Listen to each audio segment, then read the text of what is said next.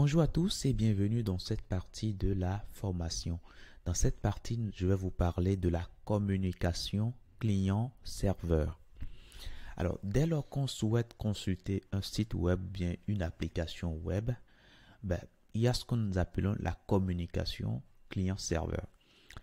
Alors, le client, c'est tout simplement le logiciel qui est utilisé pour accéder au web.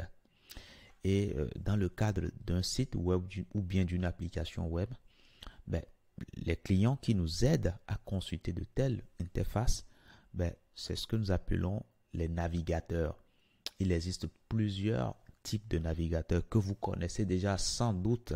Je vais parler de Chrome, Opera, Firefox, etc., etc. C'est des logiciels que vous connaissez très bien. Donc, le client web, c'est un de ces logiciels-là que je viens de vous citer. Donc, vous prenez le client web et puis vous mettez la requête. Vous dites que vous voulez accéder à une page web. Alors, je prends l'exemple sur un site, par exemple. Alors, je suppose que nous voulons, par exemple, accéder au site web muday.fr. Là, ici, on est sur le navigateur Chrome. Ça aurait pu être n'importe quel autre navigateur. Là, on mettra ici l'adresse du site que nous voulons consulter. Je mets muday.fr, par exemple. Là, je suis en train de mettre l'adresse.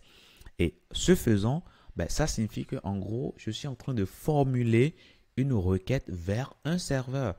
Puisque moi, mon ordinateur ne détient pas les informations du site. Et c'est bien pourquoi je formule une requête qui s'appelle requête HTTP puisqu'il existe plusieurs types de requêtes. Donc, dans le cadre de la demande d'un client vers un serveur pour récupérer des informations concernant un site web, on parle de requête HTTP. OK? Donc, si je viens ici, je mets simplement le nom du site, la requête sera lancée vers le serveur qui détient les informations du site web ou bien de l'application web muday.fr. Alors, je reviendrai après, après la partie communication client-serveur, je reviendrai après sur la différence entre site web et application web. Donc, pour l'instant, retenez qu'il s'agit d'un site web tout simplement. Donc, ici, au début, je peux mettre le protocole, mais ce n'est pas obligatoire. Je peux mettre le protocole HTTP, OK, HTTPS en version sécurisée. Je peux mettre ça, mais ce n'est pas obligatoire. Mais si je ne le mets pas, le navigateur connaît son boulot, il le fera systématiquement pour nous. OK? Donc, lorsque je fais entrer ici, qu'est-ce qui se passe? Alors, je reviens alors ici. En gros, une requête sera formulée vers ce serveur-là, le serveur qui détient les informations. Ce serveur-là va répondre par une réponse HTTP. OK?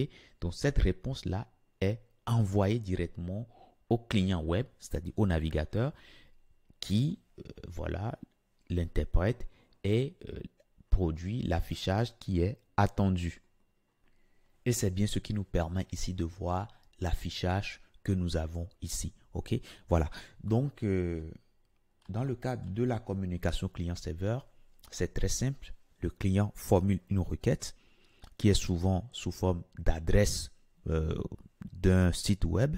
Et puis, le serveur, quant à lui, maintenant, traite cette requête-là, retourne une réponse et cette réponse est utilisée par le client pour produire l'affichage du site web qui est demandé. Maintenant, au cas où l'adresse est incorrecte, par exemple, je suppose que je mets une adresse qui n'existe peut-être pas, qu'est-ce qui va se passer?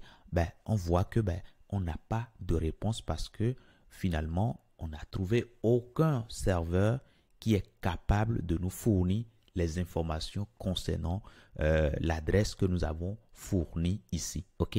Voilà. Donc, voilà un peu pour la communication client-serveur.